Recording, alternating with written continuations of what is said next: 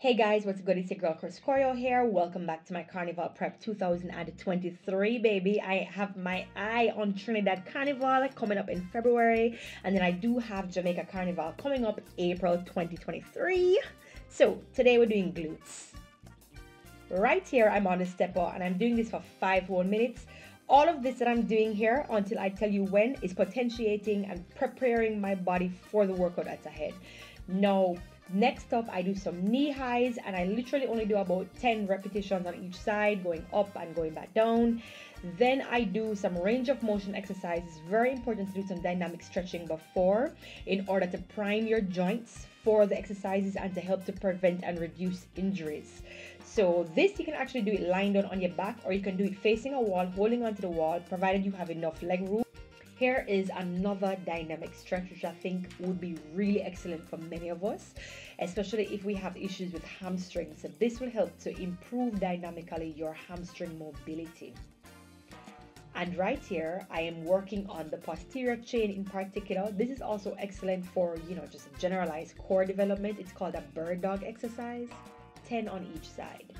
So I'm repeating the exercise on the opposite side. So literally, as you know, I'm a physiotherapist. This is like the mainstay of most spine rehab.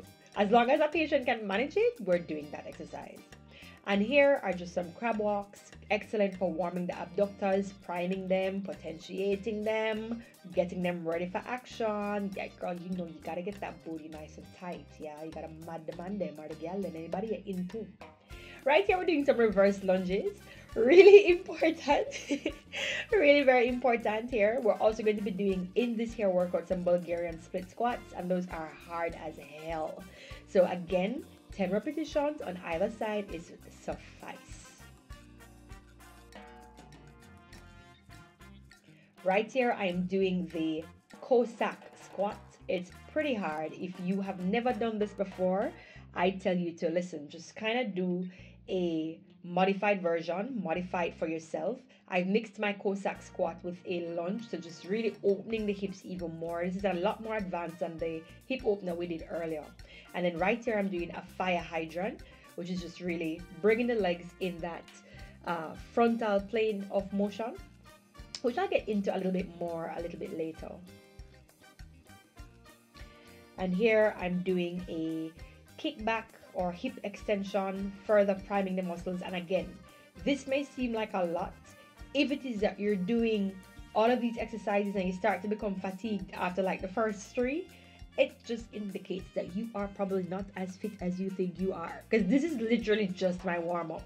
And like I said, I only did 10 repetitions, meaning I counted to 10 on either side for most of these exercises.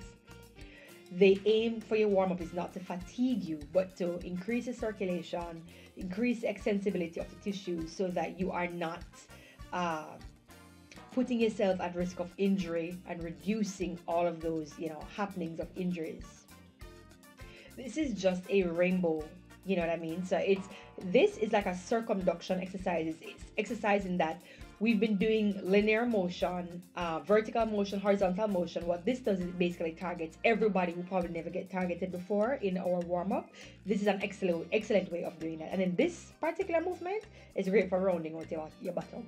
It will round out your body. Take it from me, especially if you do this with like weights on the feet, which I'll probably do a video with me doing this. I'm going to see if I can actually do this on the cable. I've never done this on the cable actually, but I'll do that. And if it's possible, I'll post that video. I'll probably post it to my Instagram. Here's my Instagram social right here. Make sure you follow me.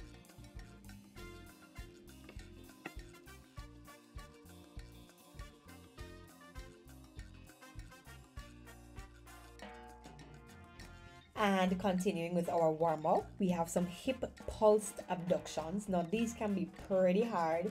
So the height at which you lift, right here I'm lifting just about at hip height. If you can't lift it any higher than that, then you really just don't have to. So I did 10 reps pulsed on each side.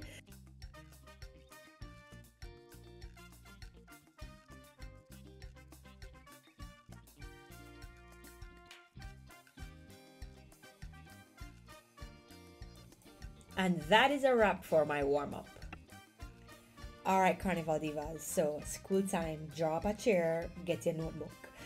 So, you know, when you're working on your glutes, it's very important that you're guided by the principle, which basically stipulates that the gluteus maximus, the gluteus medius, and the gluteus minimus, they're fibers which they do not run linearly, meaning that you will have to use exercises that will target each group of muscle in order to get the most out of your glutes focused workouts.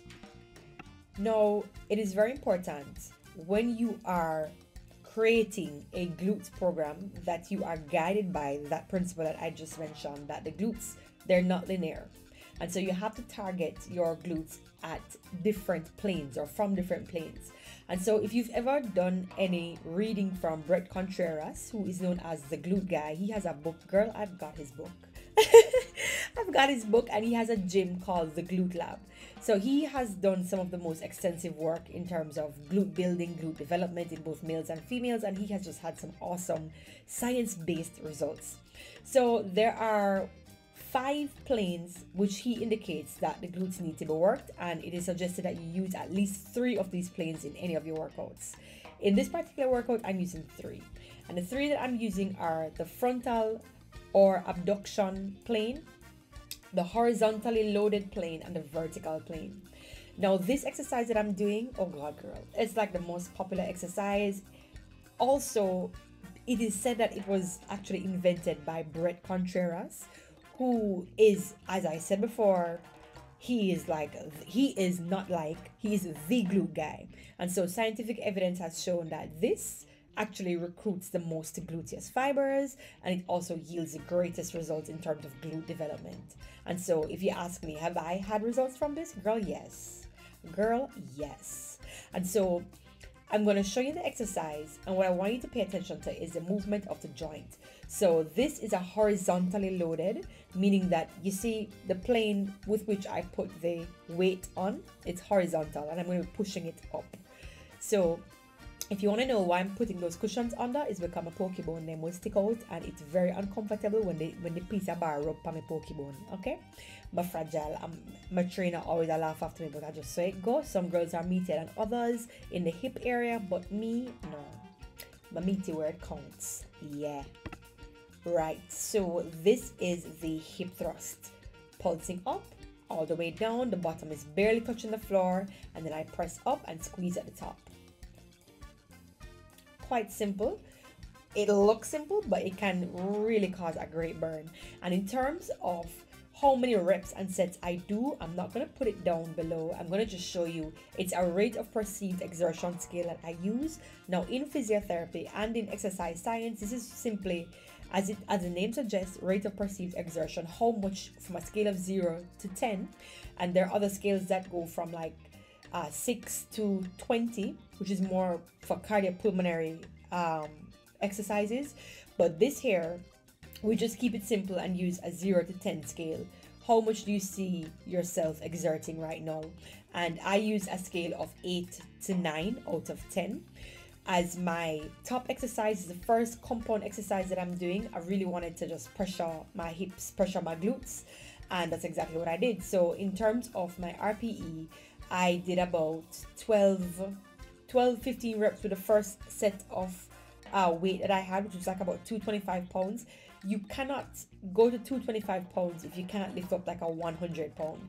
This is where your trainer comes in to ensure that you're lifting the proper weight, utilizing the proper form. I am a personal trainer, yes I am, and I do personal train some persons.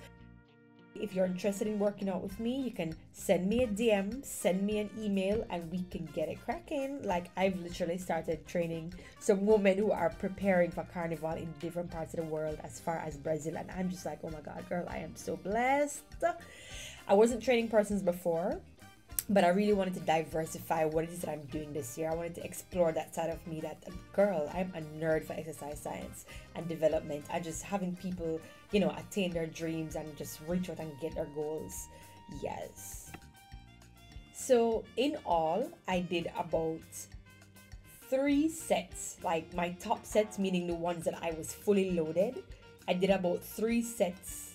I did 3 sets of hip thrusts, and then I moved on to my other exercise. One thing I want to point out to you, even as somebody who I do consider myself pretty strong, you must seek help in the gym if you can. So right here, MJ, one of the trainers at Tough Fitness, who, listen, these people are strength trainers. They understand building strength. They understand, listen, it's pure science based. And as a physiotherapist and personal trainer, look here, I appreciate them. I have nothing but love for them. So herein, he helped me to lift that weight. I literally had struggled the first time I lifted it, but once he was able to just like help me to lift it up, I could just pump it out and I was good. So make sure safety comes first. Make sure so you're able to get some help if you need the help. Don't play hero, trust me. And it's also counterproductive if you are doing things with improper form and then you end up injuring yourself. You have to sit out of the gym and have to go, no, get the help if you can get it.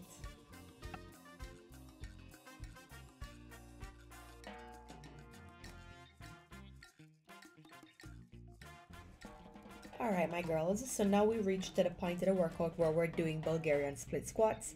Now, here is a setup tip that you can do. Place your heel out, extend the leg, and stand with the weight. So the heel is going to be the landmark for where you're actually going to be placing the working leg. Place the leg up and you'll find that it fits perfectly within the little crook of the front of your ankle. Perfect. It works wonders for me every time. Now the Bulgarian split squat works in the vertical plane, and as you can see highlighted, it's the gluteus maximus and medius that really gets the work here, stabilizing the hip and really extending those hips for a nice rounded booty.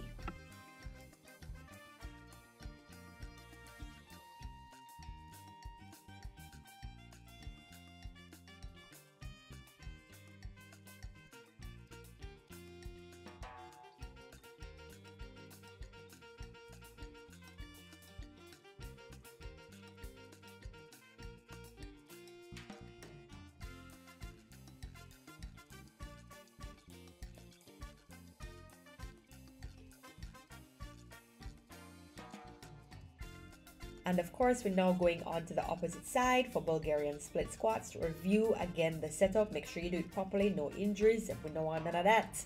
So the RPE that I'm working at is 8 or 9 out of 10. You want to ensure that your muscles are adequately challenged. If you're not holding tension in the muscles, it means that you're not being challenged enough and you're just kind of going through the paces. You might as well be doing an extended warm-up. But literally, and let's just call it thing a thing. What are you trying to do? If you're trying to challenge yourself, you have to jump over hurdles, you have to jump over mountains. You understand what I say? You have to challenge yourself. So this is where a trainer would be necessary. So if it is that you need to go heavier, they can say, all right, baby girl, you need to go heavier, and this is the weight that you need to use.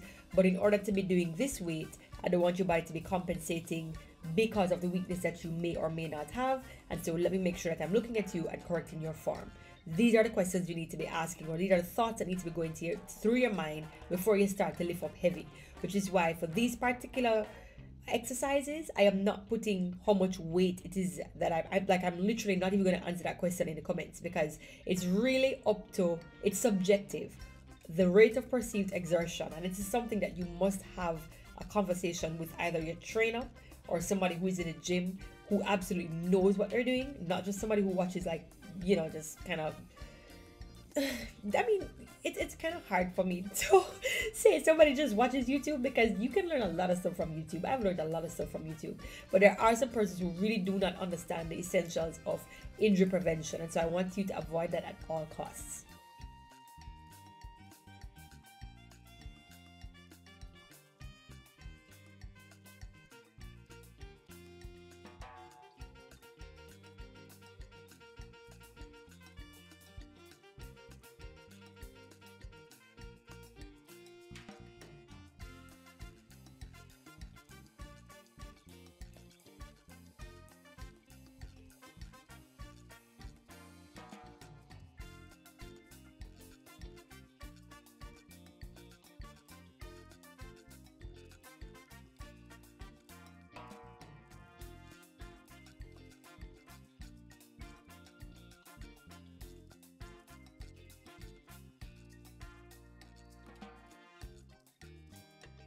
So the last exercise we're going to be doing are hip abductions. So right here in the top right corner, it's a frontal abduction plane, and so you have gluteus medius and gluteus minimus that are going to be active. I'm working at a rate of perceived exertion of 8 or 9 out of 10.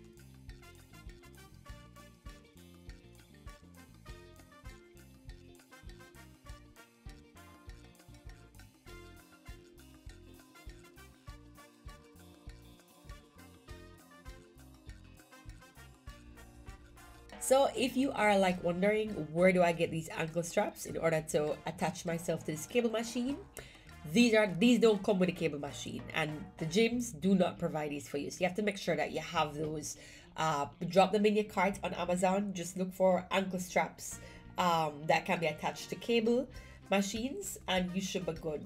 These I had them, I've had these for quite a while. I think what they came in was a set of resistance tubes. When you go on Amazon and you get like a nice bundle deal where you buy like a bunch of equipment and there's a lot of those during the pandemic, so I bought like a bundle at the time. It was on sale, and then these attachments was like a part of the bundle, and I've just been using them ever since, and they've been so helpful.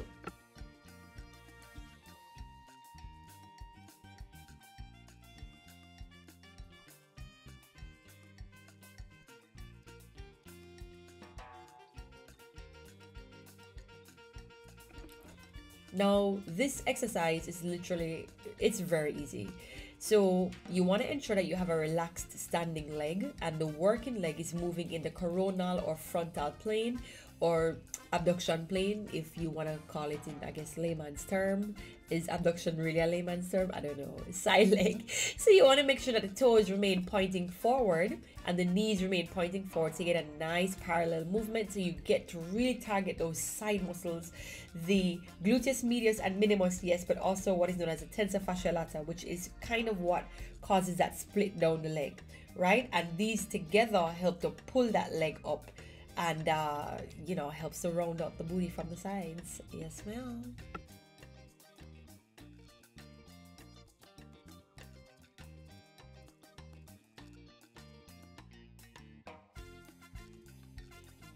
So like, let me just take a second here to just salute my booty. Let me tell y'all. You see, when I come on social media, when I come on YouTube, on any of my platforms, I don't lie to people. I don't. This is something that I tell everybody, that when I start talking to you, one of the first things I say to you is that I don't lie. I literally don't lie. Because there's too much information out there to bury me. And instead of having lies on my chest, I'd rather to tell you straight, girl, this is what has worked for me. And ever since I found Bret Contreras and his glute workouts, his evidence-based workout, me as a physiotherapist, I've just been so thankful, so grateful, because it's really helped my booty.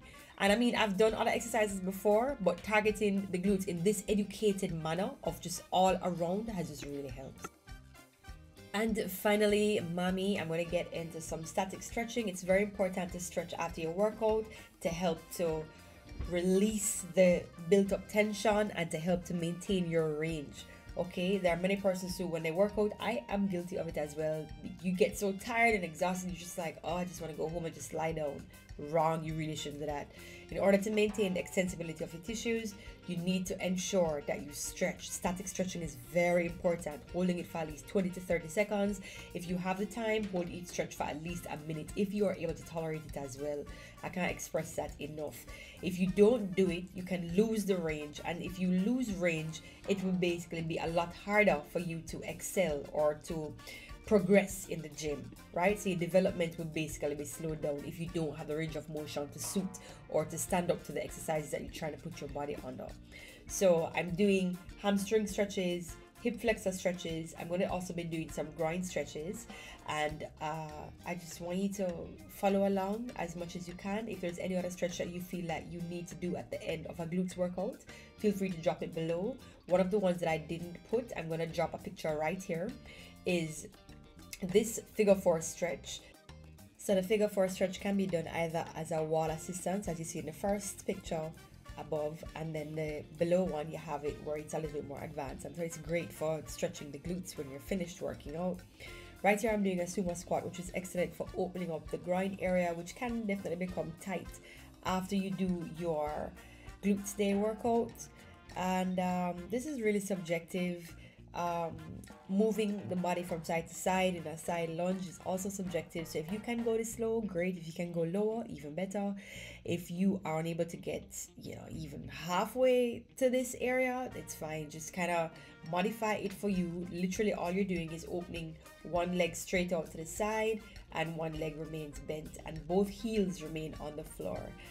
And that's Tough Boss himself, Jeremy Tough Owens in the background. Like, I didn't even say that. What the hell? I need to go label it. I need to tag him. What is he doing around there? Anywho, so yeah, you want to make sure you do your stretches.